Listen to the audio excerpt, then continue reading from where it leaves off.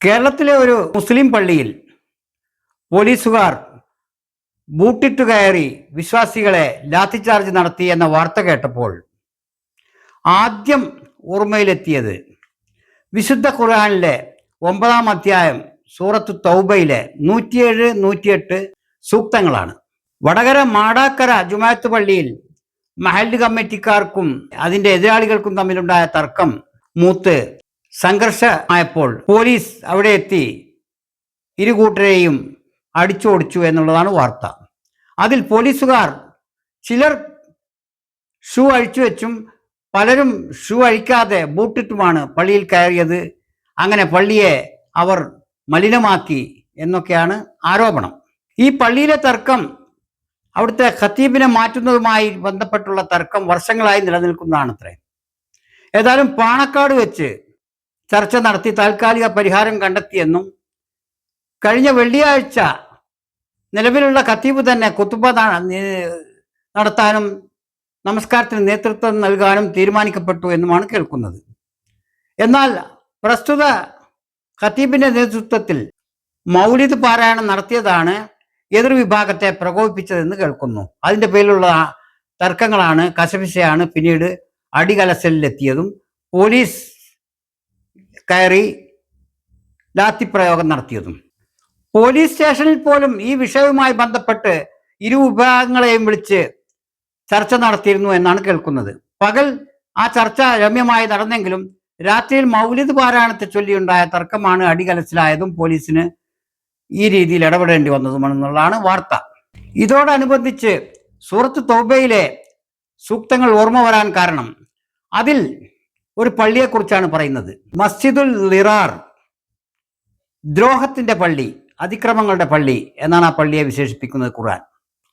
അവിടെ അള്ളാഹുവിൻ്റെയും പ്രവാചകന്റെയും എതിരാളികൾ സംഘടിച്ച് ഇസ്ലാമിനെതിരെ ഗൂഢാലോചന നടത്തുന്നു എന്നതിൻ്റെ പേരിൽ പ്രവാചകന് പ്രത്യേക നിർദ്ദേശം അള്ളാഹു നൽകുന്നതായ സൂക്തമാണ് തൗബയിലെ 107, 108 സൂക്തങ്ങൾ.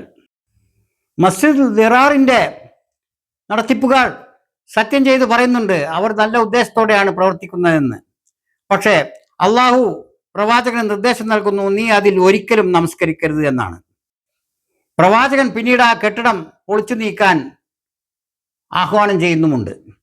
പ്രവാചകനോട് ആ പള്ളിയിൽ നമസ്കരിക്കരുത് എന്ന് പറയാൻ അള്ളാഹു കാരണമായി പറയുന്നത് അത് തഫ്രീഖൻ ബൈനൽ മുഅ്മിനീൻ, വിശ്വാസികൾക്കിടയിൽ ഭിന്നിപ്പുണ്ടാക്കാൻ ശ്രമിക്കുന്നു എന്ന കാരണമാണ് അള്ളാഹു ചൂണ്ടിക്കാണിക്കുന്നത്. വിശ്വാസികൾക്കിടയിൽ ഭിന്നിപ്പുണ്ടാക്കൽ, വിശ്വാസികൾക്കിടയിൽ ഭിന്നിപ്പുണ്ടാക്കുക എന്നത് വിശുദ്ധ ഖുർആൻ 2-ാം അധ്യായത്തിലെ സൂറത്തുൽ ബഖറയിലെ 213-ാമത്തെ കൽപ്പനക്കെതിരാണ്. മനുഷ്യർ ഒറ്റ സമുദായമായിരുന്നു എന്നാണ് സൂറ അൽ ബഖറ 213-ാം സൂക്തം പറയുന്നത്. പിന്നീട് അവർ പല കാരണങ്ങളാൽ ഭിന്നിക്കുകയും വ്യത്യസ്ത വിഭാഗങ്ങളായി തീരുകയും ചെയ്തു. അവരുടെ ഭിന്നിപ്പും അവരുടെ വ്യത്യാസങ്ങളും വൈവിധ്യങ്ങളും അവരെ തിരിച്ചറിയാൻ വേണ്ടിയുള്ളതാണ് എന്നുള്ളതല്ലാതെ പരസ്പരം കലഹിക്കാൻ വേണ്ടിയുള്ള ലൈസൻസ് അല്ല എന്നാണ് ഖുർആൻ അസന്നിഗ്ധമായി പറയുന്നത്. അങ്ങനെ ഏകീകരിച്ച സമൂഹത്തിന്റെ പവിത്രമായ ഒരു സ്ഥലമാണ് മസ്ജിദുകൾ.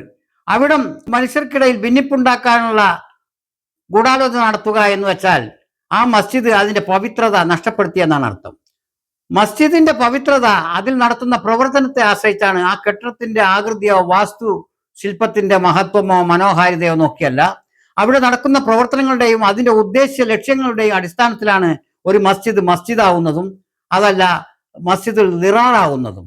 ഈ മസ്ജിദുൽ ളിറാറിനെ കുറിച്ച് തഫ്സീർ തബരിയിലും റിപ്പോർട്ടുകൾ കാണാം.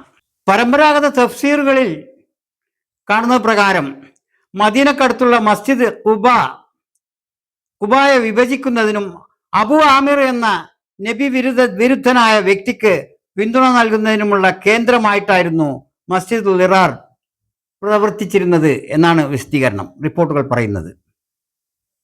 അതിന്റെ പേര് കൊണ്ട് അതുകൊണ്ട് തന്നെ ആയിരിക്കണം അള്ളാഹു അതിൽ നീ നമസ്കരിക്കരുത് എന്ന് കൽപ്പന പുറപ്പെടുവിച്ചതും. പുതിയ UDF സർക്കാർ കേരളത്തിൽ വരുന്നതിന് മുമ്പ് തന്നെ ചില തീവ്ര ഇടതുപക്ഷ വിഭാഗങ്ങൾ പ്രവചിക്കുകയുണ്ടായി. ഇനി മുസ്ലിം പള്ളികളിൽ കലാപം ആരംഭിക്കും. അതിന് നേതൃത്വം കൊടുക്കുക മുസ്ലിം ലീഗുകാരായിരിക്കും. അതിൻ്റെ പിന്നിൽ ചില മുജാഹിദ് പ്രസ്ഥാനങ്ങളുമായിരിക്കും എന്നവർ. പക്ഷേ അതിൻ്റെ അതേ മുഖവിലക്കെടുക്കേണ്ട കാര്യമില്ലെങ്കിലും അതിൽ ഏറെക്കുറെ വസ്തുത ഇല്ലാതില്ല. മുൻ മന്ത്രി PA മുഹമ്മദ് റിയാസ് തന്നെ കഴിഞ്ഞ 10 വർഷമായി കേരളത്തിലെ പള്ളികളിൽ ഉണ്ടായിരുന്ന ശാന്തിയും സമാധാനവും ഇനി ഇല്ലാതാകാൻ പോവുകയാണ് എന്നാണ് മാടാക്കര ജുമാ മസ്ജിദിലെ സംഭവത്തോടനുബന്ധിച്ച് അഭിപ്രായപ്പെട്ടത്. ഇവിടെ മറ്റ് ആരോപണ പ്രത്യാരോപണങ്ങൾക്കുപരിയായി ഒരു മസ്ജിദിനകത്ത്, പവിത്രമായ ഒരു മസ്ജിദിനകത്ത് പോലീസുകാർ അതിനൊട്ടും ബഹുമാനം കൽപ്പിക്കാതെ ബൂട്ടിട്ട് കയറി അതിൽ അവിടെ കൂടിയിരുന്ന വിശ്വാസികളെ അടിച്ചോടിച്ചു എന്നുള്ളതാണ് ഇപ്പോൾ വലിയ ഇഷ്യൂ ആയി ഉയർത്തിക്കാണിക്കപ്പെടുന്നത്. സത്യത്തിൽ ഇതിൽ പോലീസുകാർ കുറ്റക്കാരാണോ, അഥവാ കുറ്റക്കാർ പോലീസുകാർ മാത്രമാണോ? വിശ്വാസികൾക്ക് അതിൽ പങ്കില്ലേ? പള്ളിയുടെ പവിത്രത മാനിക്കാതെ അതിനകത്ത് കലഹിച്ച് കുഴപ്പമുണ്ടാക്കി പരസ്പരം ആക്രമിക്കാൻ മുതിർന്ന ഒരു ജനസമൂഹത്തെ ക്രമസമാധാനത്തിന് വേണ്ടി നിയോഗിക്കപ്പെട്ട പോലീസുകാർ കൈകാര്യം ചെയ്തു എന്നുള്ളതിൽ നിയമവാഴ്ചയുടെ ഭാഗത്തു നിന്ന് നോക്കുമ്പോൾ കുറ്റം കാണാനാവില്ല എന്നുള്ളതാണ് വസ്തുത. ഒരു സ്ഥലത്ത് ഒരു കുഴപ്പം നടക്കുമ്പോൾ അത് വലിയ സംഘർഷഭരിതമാണെന്ന് കേൾക്കുമ്പോൾ ക്രമസമാധാനത്തിന്റെ ഉത്തരവാദിത്തമുള്ള പോലീസുകാർ അവിടേക്ക് ഇരച്ചെത്തുക അവരുടെ ചുമതലയുടെ ഭാഗമായിട്ടാണ്. അവിടെ എത്തുമ്പോൾ ആ കുഴപ്പം നടക്കുന്ന സ്ഥലത്തിന്റെ പവിത്രതയെക്കുറിച്ച് ചിന്തിക്കുന്നതിനേക്കാൾ കൂടുതലായി അവിടെ നടക്കുന്ന കുഴപ്പം പരമാവധി വേഗത്തിൽ അടിച്ചൊതുക്കുകയോ മറ്റേതെങ്കിലും ബലപ്രയോഗത്തിലൂടെ ആണെങ്കിൽ അങ്ങനെ ഒതുക്കി തീർക്കുക എന്നുള്ളതാണ് അവരുടെ ദൗത്യം. ഈ നിലക്ക് മാടാക്കര ജുമാഅത്ത് പള്ളിയിൽ ഇരച്ചു കയറിയ പോലീസുകാർ പള്ളിയിൽ കയറുന്നതിന് മുമ്പ് ഷൂ അഴിച്ചു വെക്കണമെന്നോ ഒളു എടുക്കണമെന്നോ അവിടെ കയറി 2 റക്അത്ത് തഹിയ്യത്ത് നിസ്കരിക്കണമെന്നോ ആഗ്രഹിച്ചിട്ട് കാര്യമില്ല. കാരണം അവരുടെ ചുമതലയുടെ ഭാഗമായി എത്രയും വേഗം സമാധാനം കൈവരിക്കാനുള്ള പ്രവർത്തനങ്ങളിൽ ഏർപ്പെടുക എന്നുള്ളതാണ് അവരെ സംബന്ധിച്ചിടത്തോളം ചുമതല. ഈ നിലക്ക് നമ്മുടെ വിശ്വാസി സമൂഹം അവർ പരസ്പരം പാലിക്കേണ്ടിയിരുന്ന സംയമനം, അവർ പരസ്പരം നടത്തേണ്ടിയിരുന്ന വിട്ടുവീഴ്ചകൾ അവർക്ക് വീഴ്ച സംഭവിച്ചു എന്നുള്ളതാണ് വസ്തുത. അതിനു പകരം പോലീസിനെ പഴിചാരിയിട്ട് കാര്യമില്ല. പോലീസ് വെടിവെപ്പ് ഉണ്ടാകാതിരുന്നത് ഭാഗ്യം എന്ന് കരുതിയാൽ മതി. പോലീസ് ത്വരിതഗതിയിൽ ഇടപെട്ടിരുന്നില്ലെങ്കിൽ മുമ്പും ഇതേപോലെയുള്ള തർക്കങ്ങളിൽ ജീവനാശം വരെ ഉണ്ടായിട്ടുണ്ട് എന്നുള്ളതാണ് സത്യം. മുസ്ലിങ്ങളുടെ അവാന്തര വിഭാഗങ്ങൾക്കിടയിലെ തർക്കങ്ങളിൽ ജീവഹാനി സംഭവിച്ചവരുടെ കണക്കുകൾ തന്നെയുണ്ട്. ഈ അവസ്ഥയിൽ ഇത്രയും നീചമായ ഒരു പ്രവർത്തനം ഒരു പവിത്രമായ കെട്ടിടത്തിനകത്ത് വെച്ച് നടത്താൻ സങ്കോചമില്ലാത്തവർ എന്തും ചെയ്തു കൂടായികയില്ല. അതുകൊണ്ട് തന്നെ പോലീസ് ഇടപെടുക എന്നുള്ളതിനെ കുറ്റപ്പെടുത്താൻ ആർക്കും ആവില്ല.